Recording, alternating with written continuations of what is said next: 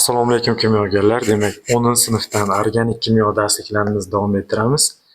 Ikkinchi bob uglevodorodlar mavzusiga yetib keldik.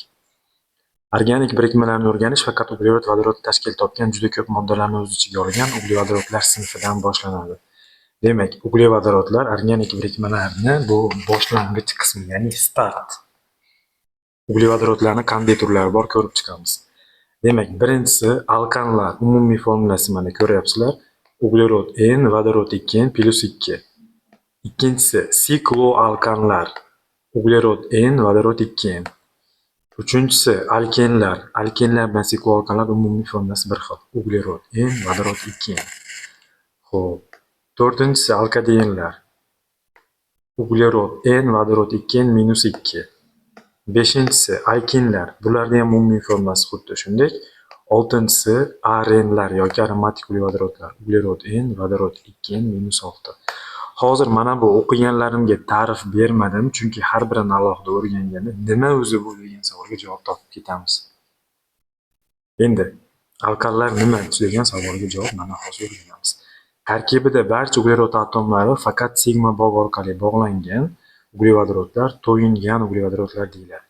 Demak, molekulada faqat sigma bog' bo'lsa, bu to'yingan uglevodorod deyiladi. Pi bog' paydo bo'lsa, ya'ni uch bog', qo'sh bog', mana bunaqa bog'lar paydo bo'lsa, ular to'yinmagan hisoblanadi. Demak, to'yinganligini ta'minlaydigan, bildirib turadigan bog' faqat sigma bog'lar bo'lishi. Endi mana alkallar ochiq zanjirli, sikloalkallar esa yopiq zanjirli. Demak, to'yingan uglevodorodlar ikkita sinfga bo'linyapti: alkallar va sikloalkallar. Alkallar ochiq zanjir, uglevodorodlar uzun bo'lib davom etadi. Sikloalkallar esa yopiq zanjirli uglevodorodlar hisoblanadi. Va ikkalasi ham mana to'yingan. Faqat sigma bog'i bor. Beshinchi mavzu. Alkallarning umumiy formulasi Gamalay qatori ratsional nomenklatura degan narsani ko'ramiz. Demak, alkallar umumiy formulasi uglerod N, vodorod 2N plus 2. Bu nima degani? Uglerod nechta bo'lsa, uglerod sonini 2 ga ko'paytirib, yana 2 qo'shish kerak. Masalan, uglerod 5 ta bo'lsa, 5 ko'paygan 2 10, unga yana 2 qo'shamiz, 12. Uglerod 5 bo'lsa, vodorod 12 bo'lar ekan. Va hokazo, xuddi shunday tartibda uglerod nechta bo'lsa ishlasa bo'laveradi. Agar uglerod 100 ta bo'ladigan bo'lsa, nima bo'ladi? Vodorodda 202 ta bo'ladi. Xuddi shunday hisoblanadi. Endi ularning tarkibida barcha uglerod atomlari faqat sigma bog' orqali bog'langan, to'yinganligini bildiradi. Mana e'tibor beringlar. Metan, etan va propan. Uglerodlarda hamma bog'i mana, hamma bog'lari mana bu qaraydigan bo'lsanglar, bular sigma bog'lar hisoblanadi. Qo'sh bog' yo'q. Bularni mana bunaqa fazoviy tuzilishi ham bergan. Bu rasmlarni ham har birini o'rganib chiqishingizni tavsiya qilaman. Metan, propanlar. O'rtadagi markazdagi katta shariklar bular shu uglerodni bildiradi. Kichkina shariklar, ya'ni yumaloq belgi deymizmi, ular vodorodni bildiradi. Endi Gamalay qator nima degan narsani o'rganamiz. Gamol bir sinfga kiruvchi xossalari o'xshash bo'lgan, tarkibi bir-biridan SH2 guruh bilan farqlanadigan birikmalar gamologlar deyiladi. Gamologlar keltirilgan qator Gamalay qator. Sodda qilib aytganda, bitta sinfga kiruvchi moddalarni guruhi gamologlar deyiladi. Mana bu SH2 guruh kimyoda metilen guruh deyiladi. Demak, bitta uglerodga farq qiladigan birikmalar yoki metilen guruhga farq qiladigan moddalar bizda gamologlar hisoblanadi. Hozir mana alkallarning Gamalay qatorini ko'rib chiqamiz. Mana qaranglar. Demak, mana birinchisi mana metan, etan, propan, butan, pentan. Ya'ni mana bu birinchisiga SH2 ni qo'shadigan bo'lsak, ikkinchisi kelib chiqadi. Ikkinchisiga yana SH2 ni qo'shsak, uchinchisi xuddi shu. Mana bu gamalogik farqni belgilaydigan metilen guruhi qo'shilib ketaveradi o'rtaga. 6-si geksan, 7-si geptan, 8-si oktan, 9-si nonan va 10-si bizda dekan.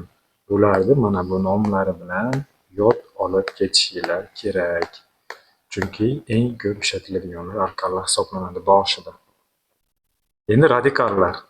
Radikal formulasi va nomi qaranglar. Radikallar nimaligini pastda bitta ko'rib olaylik, keyin jadvalga qaytamiz.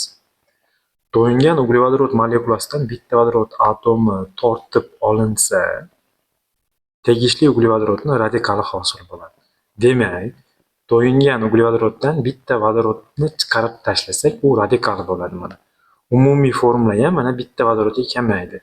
Uglerod N vodorod 2N plus 2 edi o'zi aslida, undan bitta kamayib qoldi.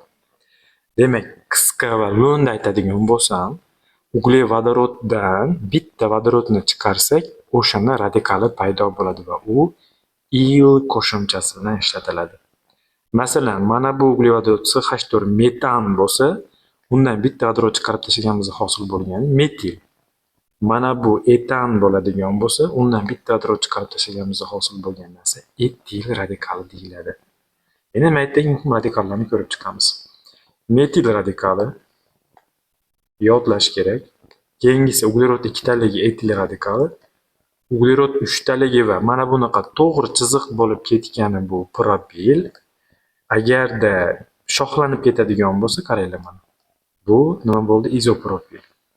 Keyingisi bizda butil radikali, 4 uglerod to'g'ri kelyapti.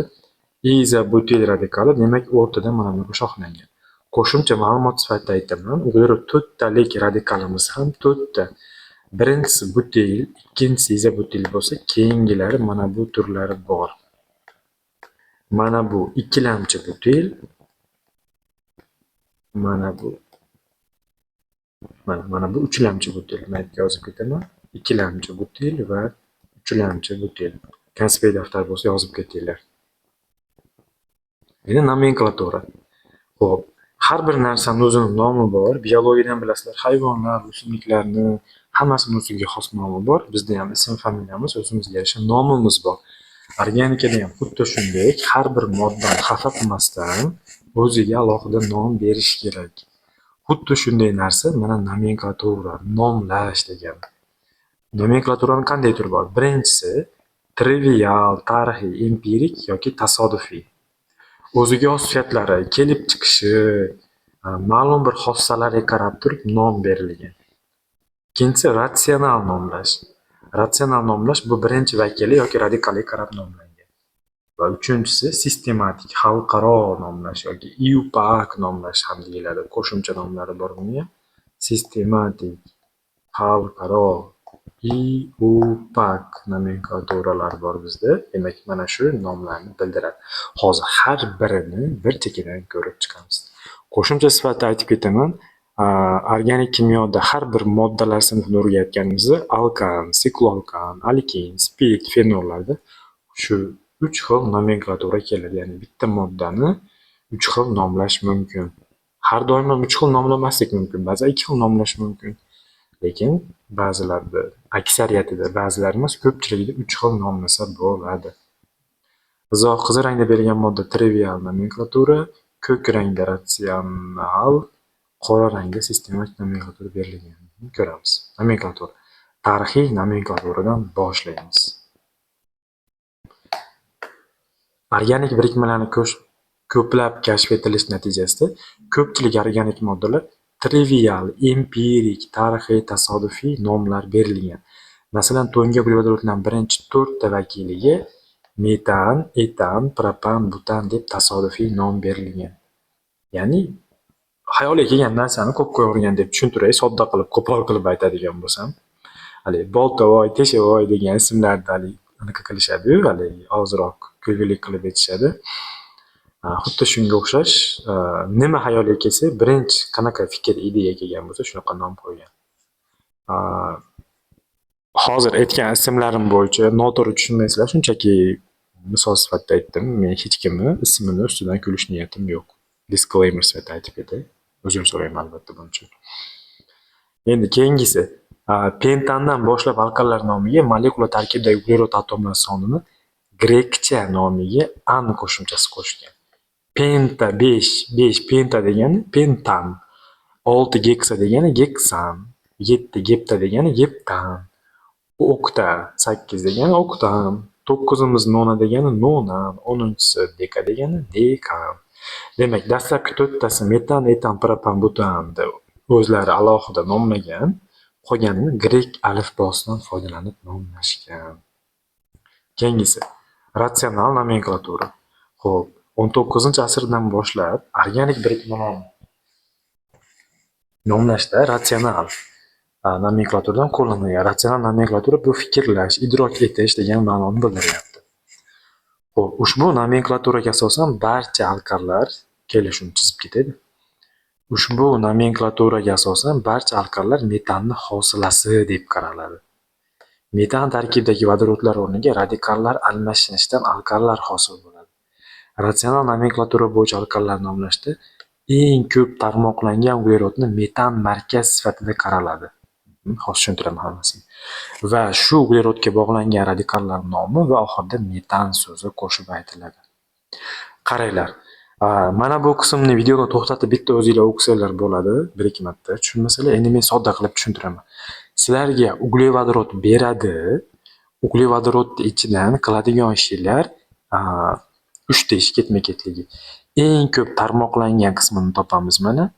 Bu ham bo'lishi mumkin, farqi yo'q, lekin mana bu bo'lmaydi. Bu bitta uglerod bilan bog'langan, bu ikkita uglerod bilan bog'langan. Eng ko'p uglerod bilan bog'langan qismini topamiz.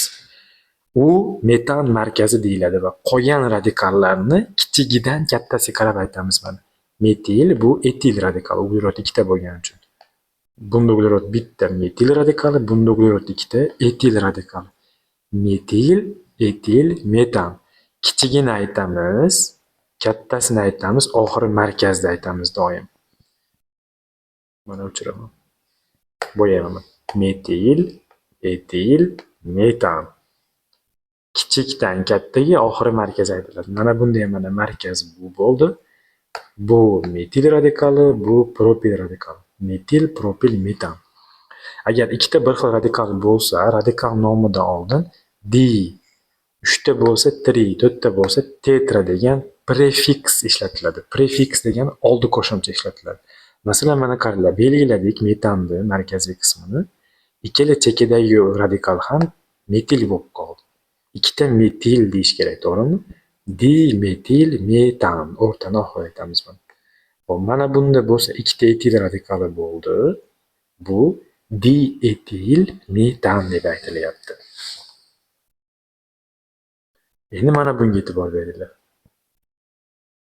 4 ta metil bo'ldi, to'g'rimi? Tetrametil metan deymiz. Mana bunda 3 ta etil bo'ldi. Mana bu etil radikali. Trietil metan.